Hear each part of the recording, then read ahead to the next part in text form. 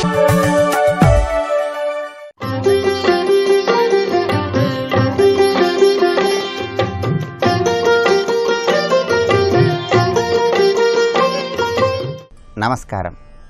ప్రేక్షకులందరికీ శుభోదయం. ఈనాటి శుభయోగం శీర్షికన అక్షయ తృతీయ పర్వదినం సందర్భంగా ఈరోజు ఎటువంటి ప్రత్యేకమైన విధి విధానాలను పాటించాలో, తద్వారా ఎలాంటి ప్రయోజనాలు సిద్ధింపజేసుకోవచ్చో పరిశీలిద్దాం. వైశాఖ మాసంలో వచ్చే శుద్ధ తదియ తిథిని అక్షయ తృతీయ అనే పేరుతో జరుపుకోవటం, ప్రత్యేకమైన విధి విధానాలతో శ్రీ మహాలక్ష్మీదేవిని ఆరాధన చేయటం అనాదిగా వస్తున్న సంప్రదాయం. వైశాఖ మాసంలో వచ్చే శుద్ధ తదియ తిథి నాడు జపం చేసిన, హోమం చేసిన, దానం చేసిన, పారాయణ చేసిన, ఎటువంటి విధి విధానాన్ని పాటించినా కూడా విశేషమైనటువంటి అక్షయమైనటువంటి ఫలితాలను కలిగింపజేస్తుంది. కాబట్టి ఈ తిథిని అక్షయ తృతీయ అనే పేరుతో పిలుస్తారని పురాణాలలో, శాస్త్రాలలో వివరించడం జరిగింది. అందువల్ల ఈరోజు మీరు కొద్దిగా జపం చేసినా, పారాయణ చేసినా, పూజ చేసిన, దానం చేసిన అది అక్షయమైనటువంటి అనంతమైనటువంటి పుణ్య ఫలితాలను కలిగింపజేస్తుంది.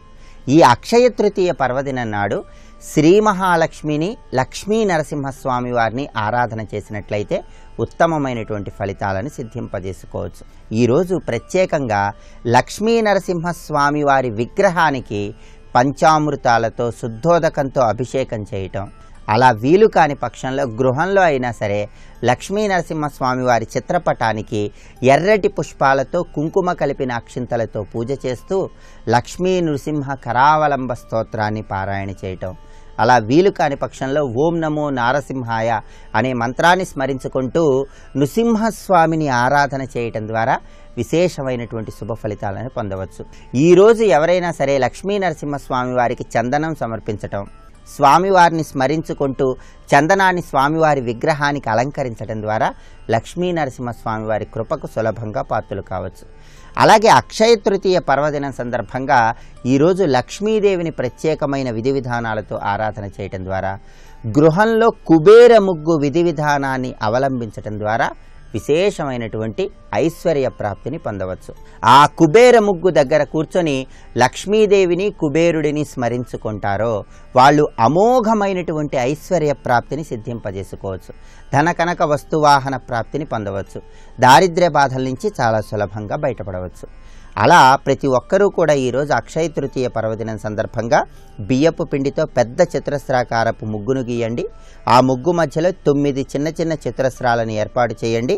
27, 20, 25, 22, 24, 26, 23, 28, 21 ఈ సంఖ్యలు ఏర్పాటు చేసి పుష్పాలను, రూపాయి బిళ్ళలను ఉంచి లక్ష్మీదేవి మంత్రాన్ని మనస్సులో స్మరించుకోండి, లేదా కుబేర మంత్రాన్ని స్మరించుకోండి.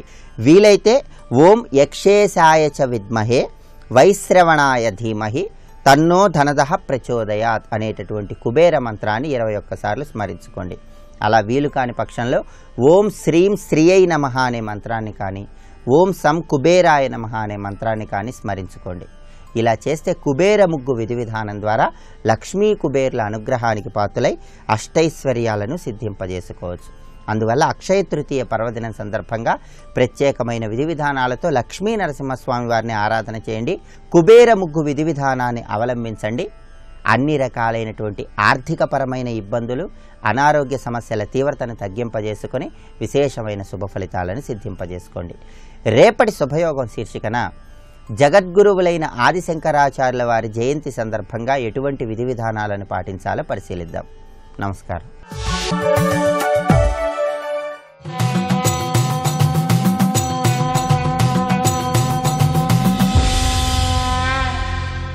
శతక సాహితీ సరస్వతికి నమస్కారం.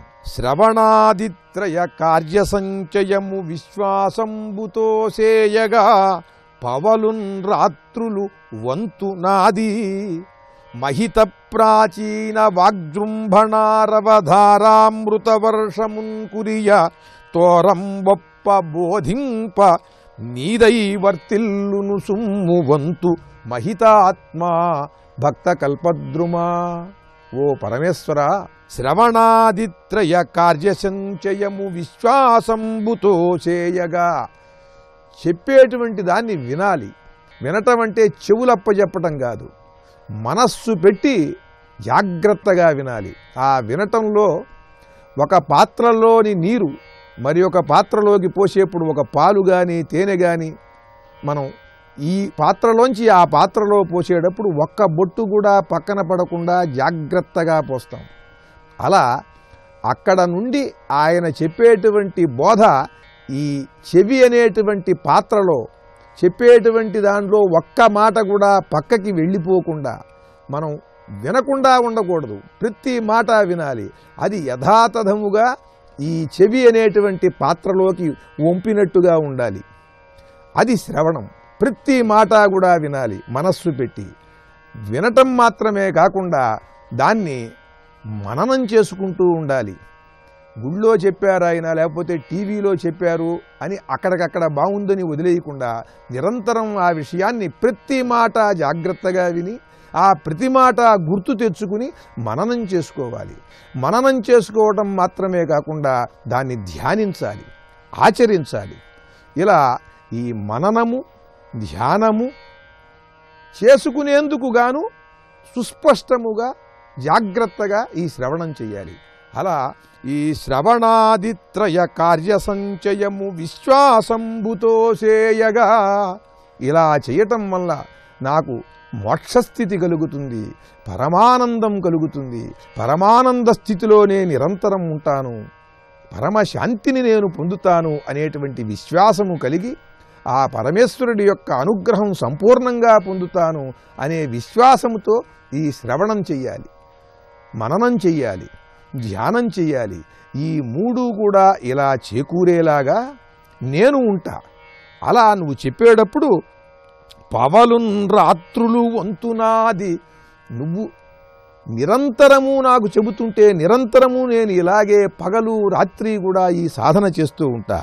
నువ్వు ఎలా చెప్పాలంటే నాకు మహిత ప్రాచీన వాగ్జృంభణారవధారామృతమున్, చాలా పురాతనముగా పార్వతీదేవికి పరమేశ్వరుడు చెప్పినటువంటి పురాణ విషయాలన్నీ కూడా వేద సహితములు శాస్త్ర సమ్మతములు అయినటువంటి ఎన్నెన్నో మహారహస్యములన్నింటినీ కూడా నాకు ఎలా వర్షమున్ ధారామృత వర్షమున్ కురియ తోరం గొప్ప కుంభద్రోణాలతో కురిసింది అంటారు. అంటే ఒక కడవని మొత్తం ఉంపేసేస్తే భళ్ళు భళ్ళున ఎలా అయితే ధారలు పడతాయో అటువంటి ధారలతో వర్షం ఎడతెరిపి లేకుండా పడినట్లుగా నాకు నువ్వు బోధ చెయ్యి.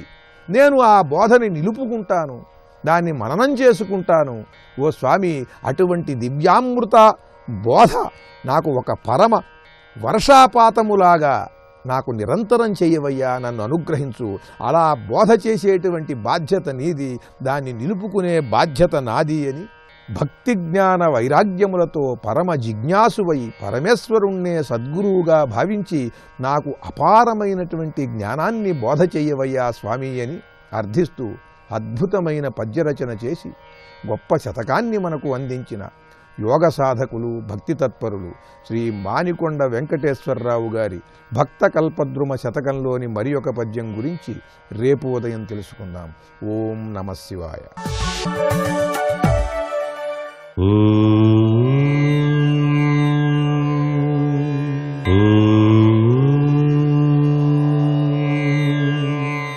ఓం నమో నారాయణాయ.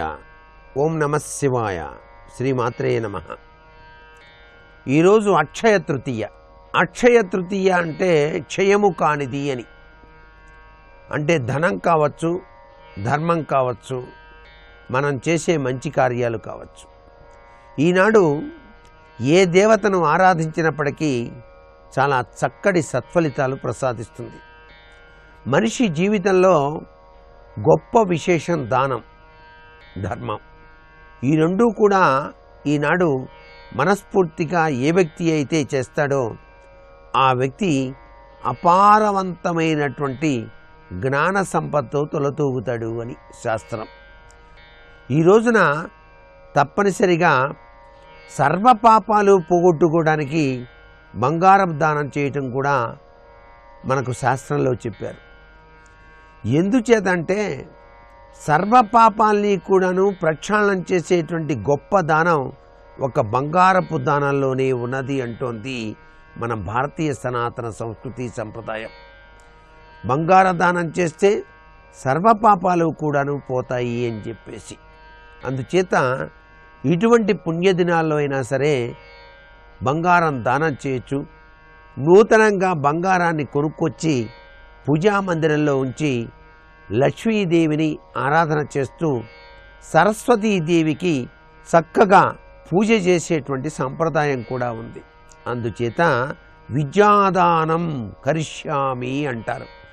విద్య దానం చాలా విశిష్టవంతమైంది కాబట్టి పుస్తకాలు కూడాను ఈనాడు పేద విద్యార్థులకు దానం చేయటం వలన విశిష్టవంతమైనటువంటి దాన ఫలితాన్ని సాధింపజేసుకోవటానికి ఆస్కారం ఉంటుంది. ఈ రోజున సకల కళ్యాణ తత్వంతో విరాజిల్లేటువంటి ఆ యొక్క లలితా పరమేశ్వరిని ఆరాధన చేసి త్రిమూర్తి తత్వంతో ఇచ్ఛాశక్తి, క్రియాశక్తి, జ్ఞానశక్తి స్వరూపిణైనటువంటి ఆ జగన్మాతనకు ఆవు పాలతో చేసినటువంటి పరమాన్నాన్ని నైవేద్యంగా సమర్పించి దాన్ని గనక అందరూ గనక మహాప్రసాదంగా గనక స్వీకరించినట్లయితే ఆ చక్కని తల్లి యొక్క అనుగ్రహ కరుణాకటాక్ష వీక్షణాలు మనకు సమస్త ఐశ్వర్యాల్ని కూడాను ప్రసాదింపచేస్తాయి సుమ. సర్వే జనా సుఖినో భవంతు.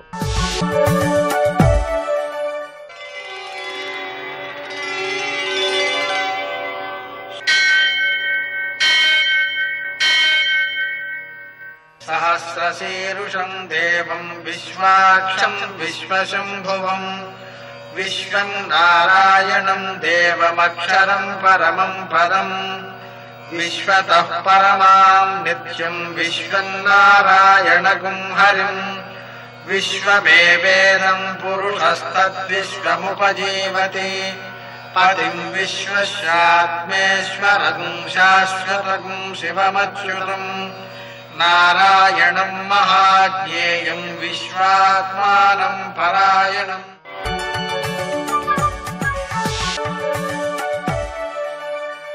सूर्यशौर्यमथेन्दुरिन्द्रपदवी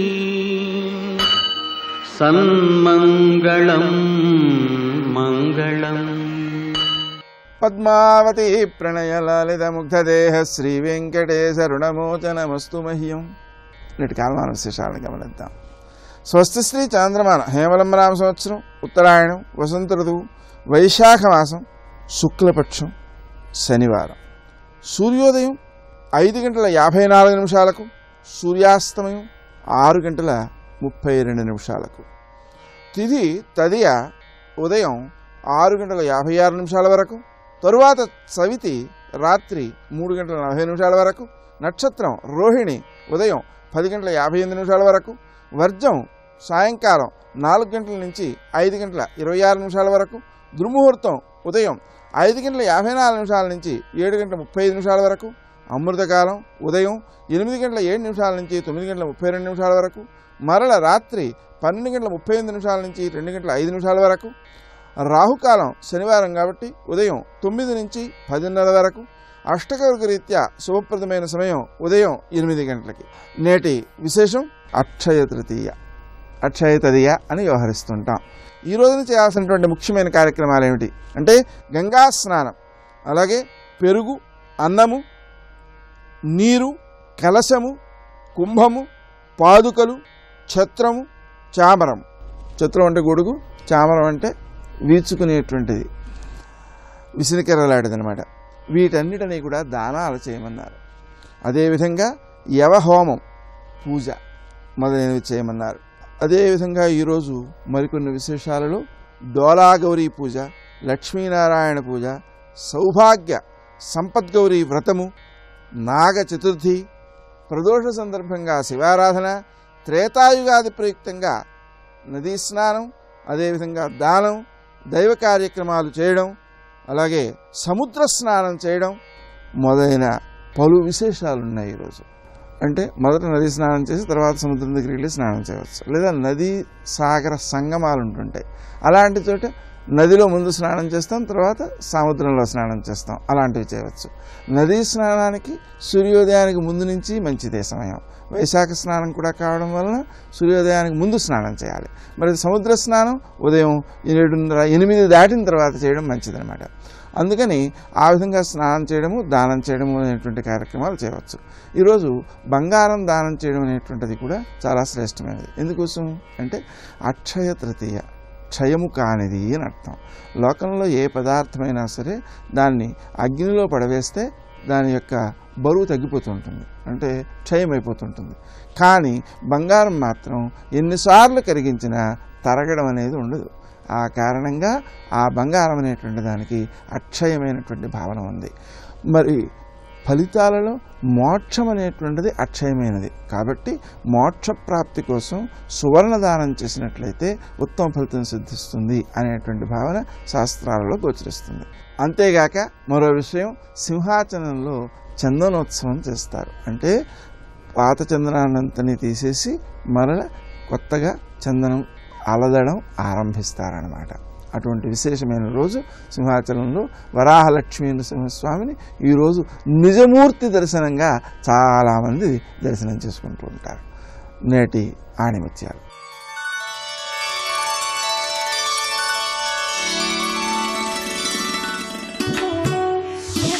మనస్సు వజ్రం కన్నా కఠినమైనది, అగ్ని కన్నా తీక్ష్ణమైనది. అగ్నిని మృంగడం కన్నా, పర్వతాన్ని పెళ్లగించడం కన్నా, సముద్రాన్ని ఇంకించడం కన్నా మనస్సును నిగ్రహించడం దుష్కరం.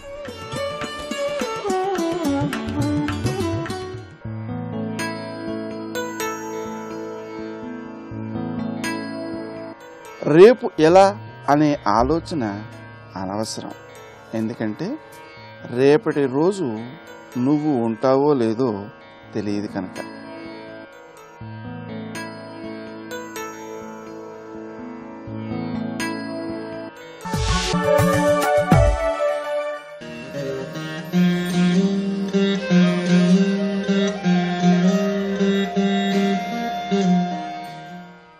ఈరోజు సింహాచలంలో కొలువైన శ్రీ వరాహలక్ష్మీ నరసింహస్వామి వారిని మీ ముందుకు తెస్తోంది మీ ఆరాధన.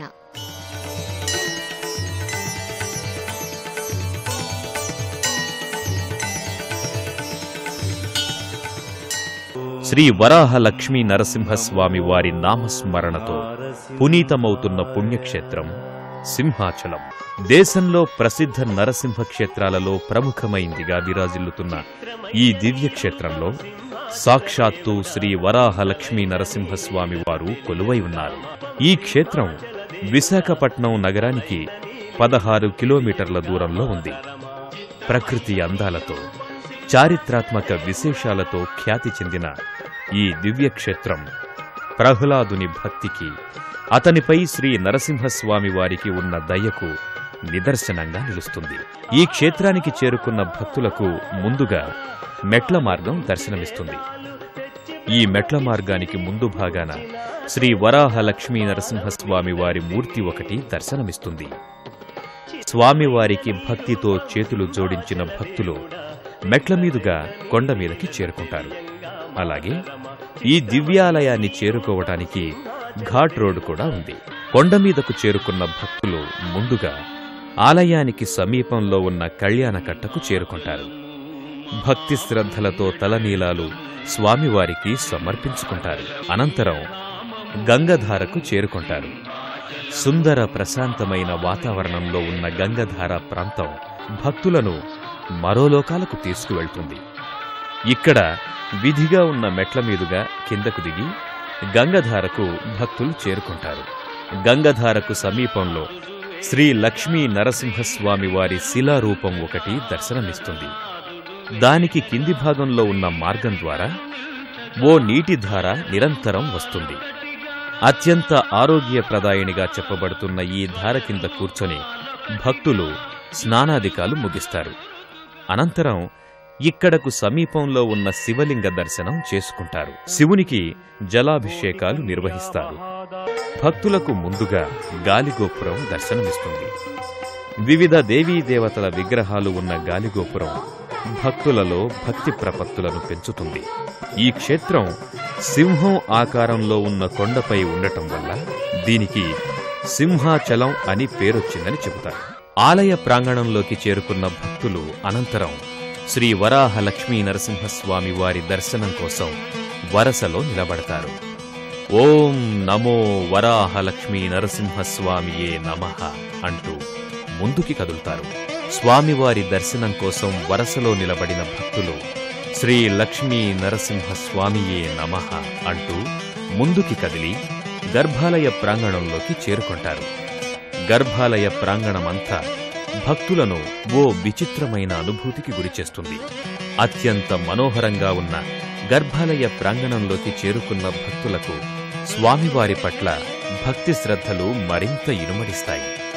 గర్భాలయం వెలుపలి భాగంలో ఉన్న ప్రాకారాలను, శిల్పకళా వైభవాన్ని దర్శించుకున్న భక్తులు అనంతరం లోకి ప్రవేశించి శ్రీ వరాహస్వామి వారి దివ్యమంగళ చందన రూపాన్ని దర్శించుకుని అలౌకికమైన ఆనందానికి గురవుతారు. విశ్వరూపాయ నరమృగ శరీరాయ లక్ష్మీ రమణాయ ప్రహ్లాద వరదాయ నరసింహరూపాయ నమో నమామి నమో నమామి నమో నమామి. గర్భాలయం వెలుపలి భాగంలో భక్తులకు కప్ప స్తంభం దర్శనమిస్తుంది. భక్తుల మనోభీష్టాల్ని తీర్చే స్తంభంగా విరాజిల్లుతున్న ఈ స్తంభాన్ని స్వయంగా దేవతలే ప్రతిష్ఠించారని పురాణాల ద్వారా అవగతమవుతుంది. సంతాన గోపాల యంత్రం ఈ కప్ప స్తంభంలో ప్రతిష్ఠించడం వల్ల ఇక్కడకు వచ్చే భక్తుల మనోభీష్టాలు సిద్ధించడమే కాకుండా పిల్లలు లేని వారికి సంతాన ప్రాప్తి కలుగుతుందని చెబుతారు.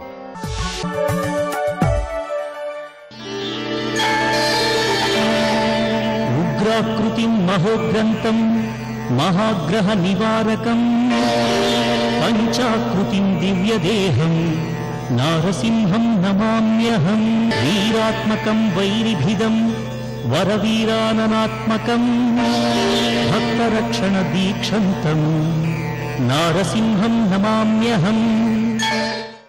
సత్యజ్ఞాన సుఖస్వరూపమమలం క్షీరాబ్ధి మధ్యస్థితం యోగారూఢమతి ప్రసన్నవదనం భూషాసహస్రోజ్వలం శంఖం చక్రపినాకసాభయకరాన్ బిభ్రాణమక్కచ్చవిం ఛత్రీభూత ఫణీంద్రమిందుధవళం లక్ష్మీనృసింహం భజే శ్రీలక్ష్మీనృసింహం భజే.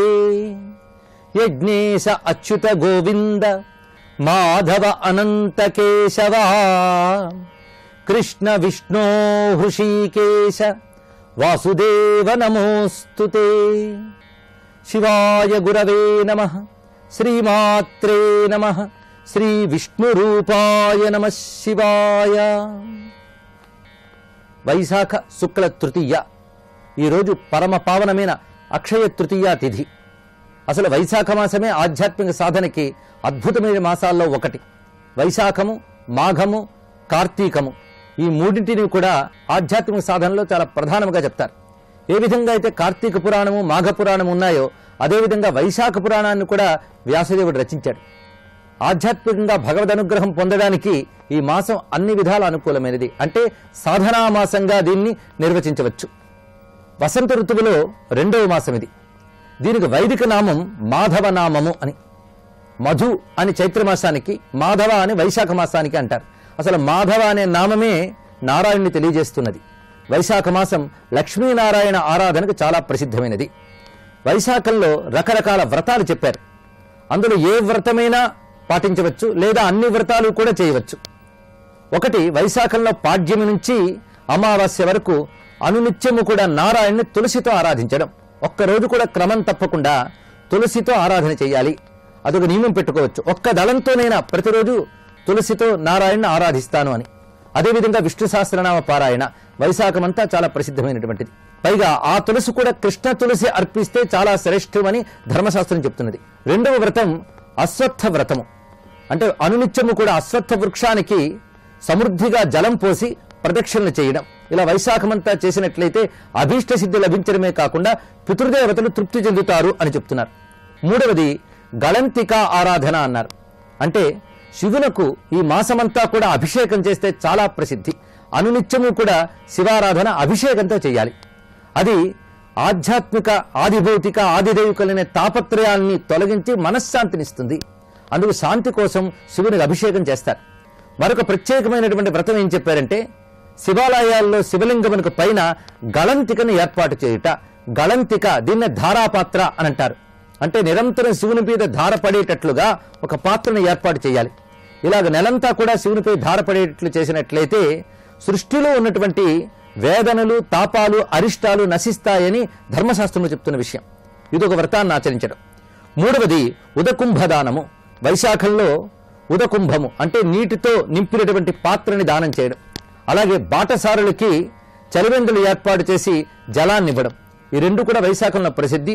ముఖ్యంగా అక్షయ తృతీయ నాడు ఈ రోజునైనా సరే మనం ఇప్పుడు చెప్పిన వ్రతాలన్నీ చేస్తే మొత్తం మాసమంతా చేసిన ఫలితం వస్తుందట. అంటే తులసి నారాయణునికి అర్పించుట, శివునికి అభిషేకం చేయడం, అశ్వత్థ వృక్షానికి జలం పోయడం, ఈ మూడు కర్మలు కూడా ఈ వైశాఖ శుక్ల తృతీయ నాడు ఆచరించాలి. అదేవిధంగా పితృణాం అక్షయ తృప్త్యర్థం ఉదకుంభదానం అహంకరిష్యే అని సంకల్పం చేసుకుని ఒక చక్కని పాత్రలో, నూతన పాత్ర తీసుకుని అందులో జలమును నింపి పరిమళ ద్రవ్యములు కలిపి యోగ్యులైన వారికి దాన్ని దానం చేయాలి. ఇది ఉదకుంభదానం అని చెప్పబడుతున్నది. అయితే దీనికి అక్షయ తృతీయ అని పేరెందుకు వచ్చింది అంటే ఈ రోజున ఏ కర్మ చేసినప్పటికీ అక్షయమైన ఫలితాన్ని ఇస్తుంది. అందుకు దీనికి అక్షయ తృతీయ అని పేరు వచ్చినది.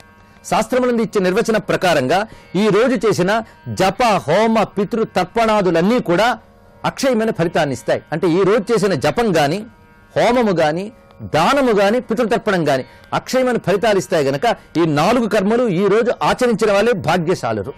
అందుకు ఇది అక్షయ తృతీయ. అయితే ఈ రోజున ప్రధానంగా ఆరాధించవలసింది లక్ష్మీనారాయణ ఆరాధన.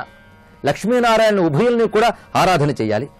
అందుకే ఈ రోజున ఆ లక్ష్మీనారాయణ స్వరూపమైనటువంటి లక్ష్మీ నృసింహస్వామికి సింహాచల మహాక్షేత్రంలో చందనోత్సవం ఏర్పాటు చేస్తారు. ఇప్పటి వరకు ఉన్నటువంటి పాత చందనాన్నంతటినీ ఆయన నుంచి తొలగించి నూతనంగా ఈరోజు ఆయనకు చందనాన్ని పూస్తారు. ఎందుకంటే ఆ స్వామిని చల్లబరిస్తే ప్రపంచమంతా చల్లబడుతుంది. నారాయణుడు అంటే విశ్వ శరీరుడు. అందుకే యక్కరోతి తృతీయాయాం కృష్ణం చందనభూషితం వైశాఖస్య సితే పక్షే సయాత్యచ్యుత మందిరం అని చెప్తున్నారు. వైశాఖస్య సితే పక్షే తృతీయాయాం, వైశాఖ శుక్లపక్ష తృతీయ నాడు కృష్ణం అంటే నారాయణ్ణి చందనంతో గాని అలంకరణ చేసినట్లయితే ఆ చేసిన భక్తుడు వైకుంఠానికి చేరుకుంటాడు అంటున్నారు. అంటే భక్తితో, ప్రేమతో చేసినట్లయితే ఆ సద్గతి తప్పకుండా లభిస్తున్నది. సమృద్ధిగా చందనాన్ని తీసి నారాయణ ప్రతిమ, అది కృష్ణ ప్రతిమ కావచ్చు, రామ ప్రతిమ కావచ్చు, నారసింహ ప్రతిమ కావచ్చు. నారసింహుడు సంపూర్ణమైనటువంటి అగ్నితత్వానికి ప్రతీక గనక ఆయనకు చందనం వేయడం అనేది ప్రధానంగా చెప్పుకోవడం జరుగుతున్నది. కానీ నారాయణ స్వరూపం ఏదైనప్పటికీ ముఖ్యంగా కృష్ణం అన్నారు గనక కృష్ణుడు అంటేనే నారాయణుడు అర్థం. అంతేకాదు నారాయణ అవతారమైనటువంటి పరిపూర్ణమైన శ్రీకృష్ణ పరమాత్మ, ఆయనకు కూడా ఈ చందనంతో అలదడం. అదేవిధంగా శివునికి అభిషేకం చేసి ఈ రోజున చందనాన్ని సంపూర్ణంగా అలగినట్లయినా సత్ఫలితాలు లభిస్తాయి. ఇవన్నీ కూడా శాస్త్రము చెప్పినటువంటి నియమములు. ఈ విధంగా చందనోత్సవం దీనికి ప్రత్యేకంగా చెప్పబడుతున్నది. అందుకు ఉపాసనకి, ఆరాధనకి, అక్షయమైన ఫలప్రాప్తికి అక్షయ తృతీయ అనబడే దివ్య తిథిని మహర్షులు వేదకాలము నాడే అంటే వేదములందే దర్శించి చెప్పారు. అటువంటి అక్షయ తృతీయ భారతదేశానికి అక్షయ శాంతి ఐశ్వర్యాలని, సనాతన ధర్మ పరిరక్షణని అందించుగాక. సర్వం శ్రీకృష్ణార్పణమస్తు. అదివో అల్లదివో శ్రీహరివాసము 10,000 శేషుల పడగలమయము. అదివో అల్లదివో శ్రీహరివాసము. ధర్మానికి కట్టుబడి నేను ఎలా బ్రతకమని వేదంలో చెప్పానో అలా బ్రతుకుతూ సంతోషంగా జీవితాన్ని గడుపుతూ నా కొండకి నన్నే చూడడానికి వచ్చి నన్ను చూసి మురిసిపోయి ఆనందపడిపోయి కన్నుల నీరు నిండి గోవిందా గోవిందా అనుకుంటూ తలకున్న పాగా విప్పి వేసుకుని పడుకుని నిద్రపోయి లేచి వెళ్ళిపోయిన అమాయకుడున్నాడే, గుండెల నిండా భక్తితో వచ్చిన వాడున్నాడే, వాణ్ణి చూసి మురిసిపోతాను. వాడికి జ్ఞానం ఇస్తాను, వాడికి మోక్షం ఇస్తాను, అలా బ్రతుకుతాను తృప్తిగా అన్న మార్పు వాడి ఎందొస్తే సంతోషిస్తాను. అప్పుడు వాడిచ్చిన పావలాకాసైనా పుచ్చుకుంటాను. ఈ మార్పు తేవడానికి నేను ఈ కొండ మీద నిలబడిపోయానని చెప్పుకున్నాడు మహానుభావుడు. అది వెంకటేశ్వర దర్శనం. అందుకే కలియుగంలో వెంకటరమణుడి అంత కృపతో వచ్చినటువంటి అవతారము వేరొక అవతారము లేదు లేదు లేదు. మిగిలిన ఏ అవతారంలోనైనా కర్మాకర్మ ఫలప్రదాతగా ఉండి తప్పు చేస్తే సంహారమును చేశాడు. ఒక్క కలియుగంలో ఎంత తప్పు చేసిన వాణ్ణి ఆయన పేరెత్తితే రక్షిస్తూ ఉంటాడు. మారు అని మాత్రం చెప్తాడు, మారకపోతే వాడి కర్మ. ఈశ్వరుడికి కూడా అసహ్యం పుడుతుంది ఒకనాడు.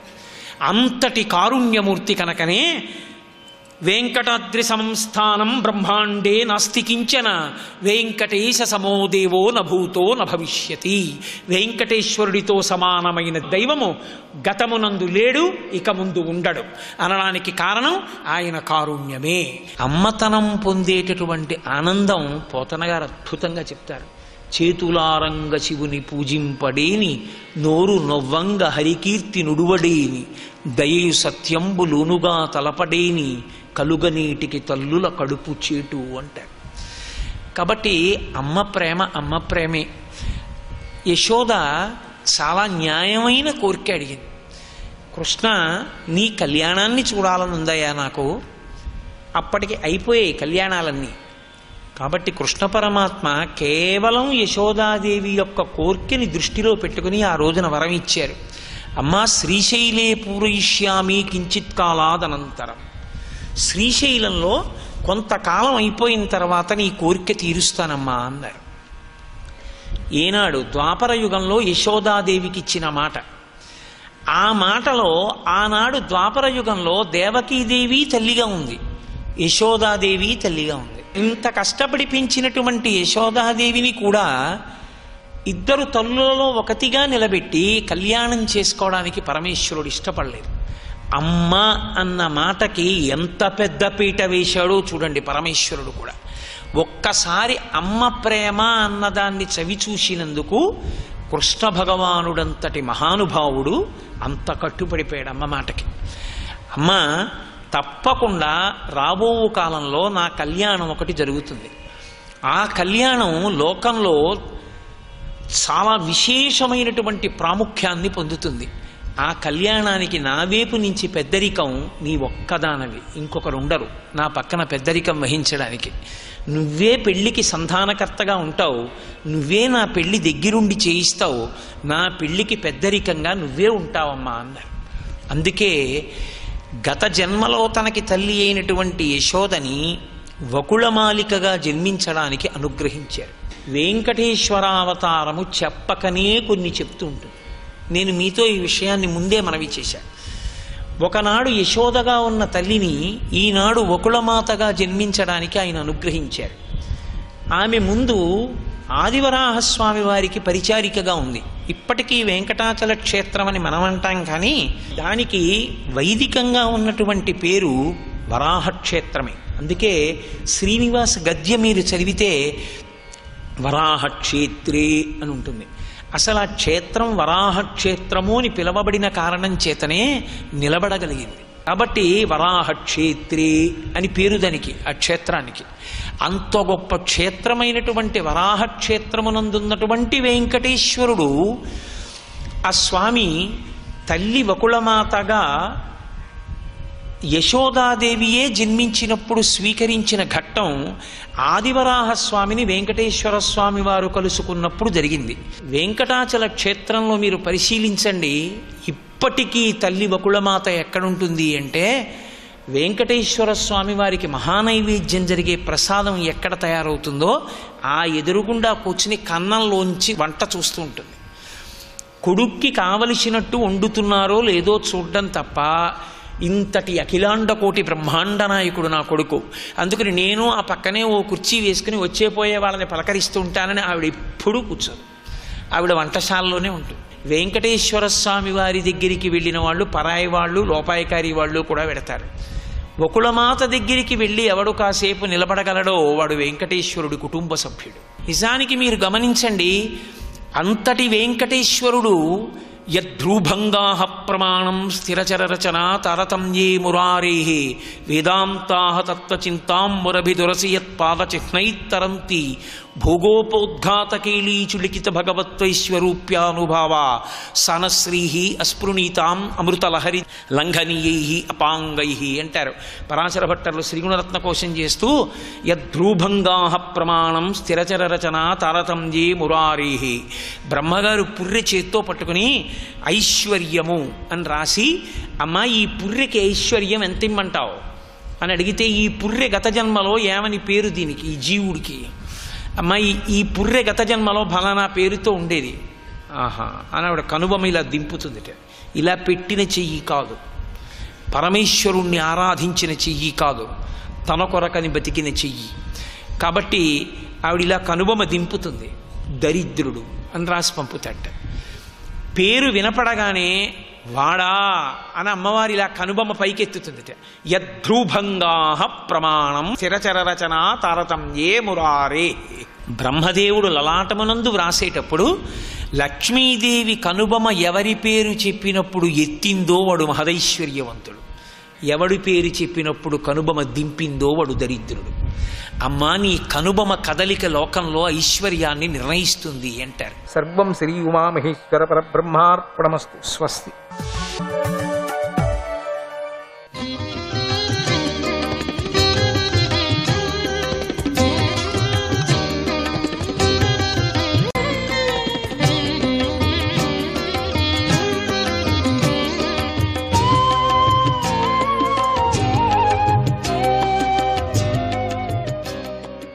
కృష్ణాయ నమః.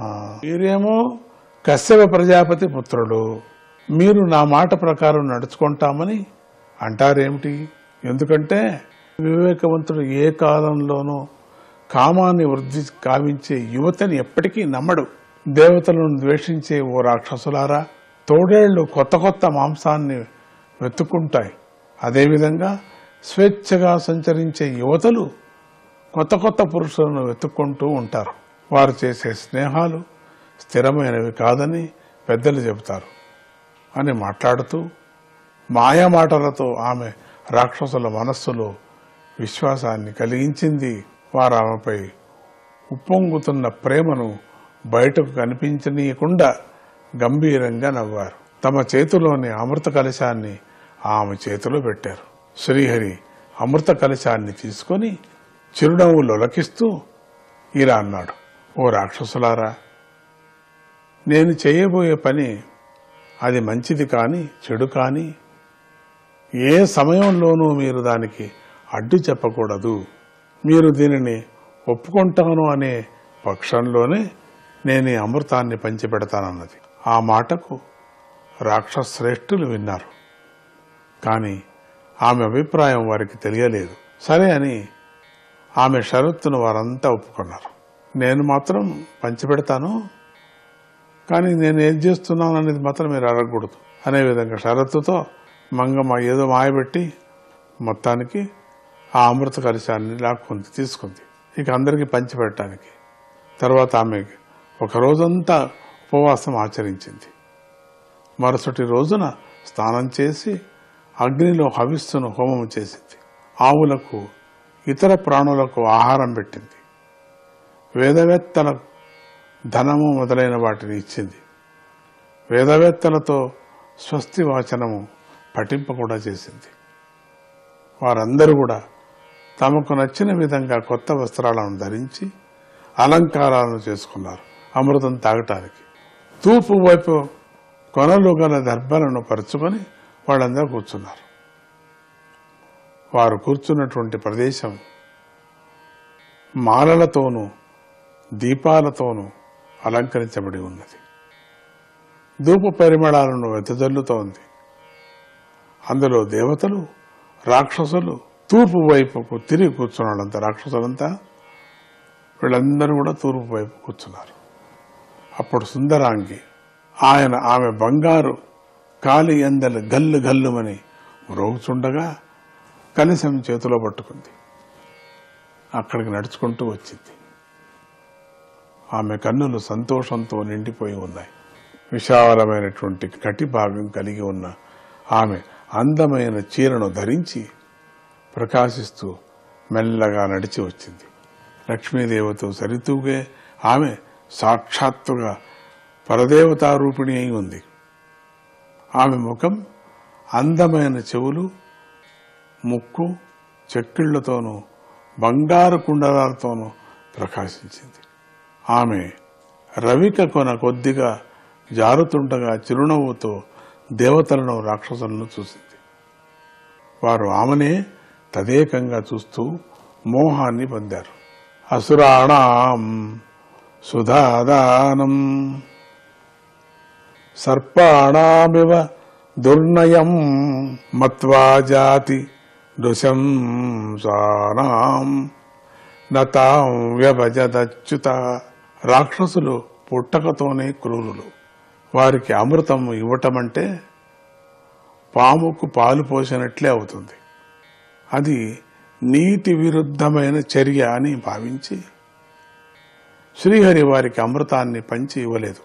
జగన్నాథుడైన శ్రీహరి రాక్షసులకు, దేవతలకు 2 వేర్వేరు వరసలను ఏర్పాటు చేసి రాక్షసులను రాక్షసుల పంక్తిలోను, దేవతలను దేవతల పంక్తిలోను కూర్చోబెట్టాడు. శ్రీహరి కలశం పట్టుకొని రాక్షసులకు చాలా దగ్గరగా సంచరిస్తూ వారిని వరించింది. అంటే సంచరిస్తూ వాళ్ళని అందరినీ కూడా వంచింది, వంచింది. వరించినట్టు వంచింది. దూరంగా ఉన్న దేవతలకు అమృతాన్ని తాగించాడు. అమృతం త్రాగిన వారికి ముసలితనం కానీ మరణం కానీ ఉండవు. రాక్షసులు ఆమెపై ఏర్పడిన ప్రేమతో ఏమీ మాట్లాడలేదు. అంత ప్రేమ కురిపించింది. వాళ్లకు ప్రేమ, వీళ్లకు అమృతం. దేవతలకు కావలసింది అమృతం, ప్రేమ అక్కర్లేదు. రాక్షసులకు కావలసింది ప్రేమ తొందరగా. మేము ప్రేమతో పాటు అమృతం దొరికితే మన దొరకని. అందుకని వీళ్లకు ప్రేమ, వీళ్లకు వాళ్ళని చూడటం ప్రేమతో, అమృతాన్ని పోయటం. ఇక్కడ రాక్షసులు ఆమెపై ఏర్పడినటువంటి ప్రేమతో వాళ్ళంతా కూడా ఏమీ మాట్లాడలేదు.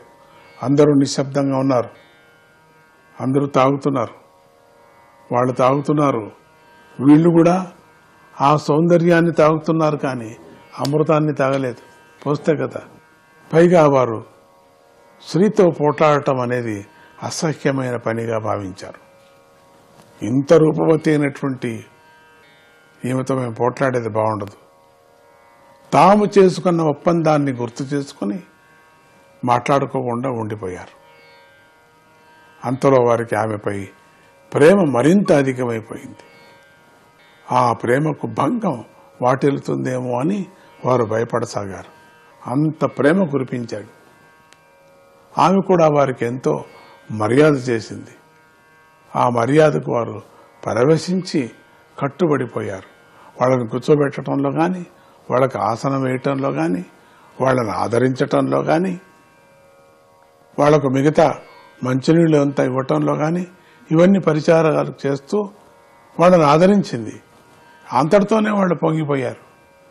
చేతిలో ఉండే అమృతాన్ని మాకు పోయమని చెప్పలేవాడు ఎవరు కూడా. అట్లా పోసుకొని వస్తుంది కదా అనుకున్నారు. పైగా వాళ్ళకి అట్లా పోస్తూ పోస్తూ మా వరుస కూడా వస్తుంది అనుకున్నారు. వరుసగా ఉండండి అని చెప్పింది కదా. ఈ కారణాలతో వారు కఠినంగా ఒక్క మాట అయినా మాట్లాడలేదు. అప్పుడు రాక్షసుల గుంపులోని రాహు అనేవాడు తన నిజరూపాన్ని కనిపించుకోకుండా దేవతల్లాగా వేషం వేసుకొని దేవతల గుంపులోకి ప్రవేశించి అమృతాన్ని తాగాడు. అక్కడ వచ్చింది చిక్కు. కానీ సూర్యచంద్రులు రాహువును గుర్తుపట్టి శ్రీహరికి చూపించారు. ఆ సూర్యచంద్రులు పట్టుకొని చూపించారు, వీడు తాగుతున్నాడు అని చెప్పి. శ్రీహరి పదునైన అంచులు గల తన సుదర్శన చక్రాన్ని ప్రయోగించి అమృతం త్రాగుతున్నట్టు రాహు తలను నరికేశాడు. కృష్ణాయ నమః.